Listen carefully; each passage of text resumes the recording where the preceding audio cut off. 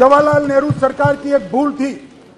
धारा 370 5 अगस्त 2019 और 6 अगस्त को इस महान सदन ने धारा 370 को समाप्त। इसके साथ ही कश्मीर के अंदर से 2 झंडे चले गए, 2 संविधान खत्म हो गए और संपूर्ण रूप से कश्मीर का भारत के साथ जुड़ाव करने का काम इस देश के प्रधानमंत्री नरेंद्र मोदी।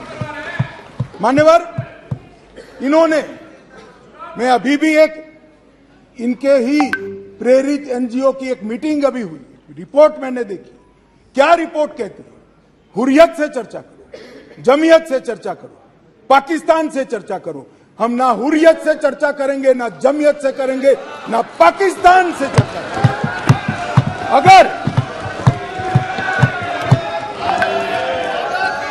मान्यवर, अगर हम चर्चा करेंगे तो घाटी के युवाओं से चर्चा करेंगे, वो हमारे अपने हैं, हम उनके साथ चर्चा करेंगे। मान्यवर, हुर्रियत पर हमने पाबंदी कर दी, जमायते इस्लामी पर कश्मीर में पाबंदी कर दी, आतंकवादियों के समर्थन को चुन चुन कर नौकरियों से हटाया।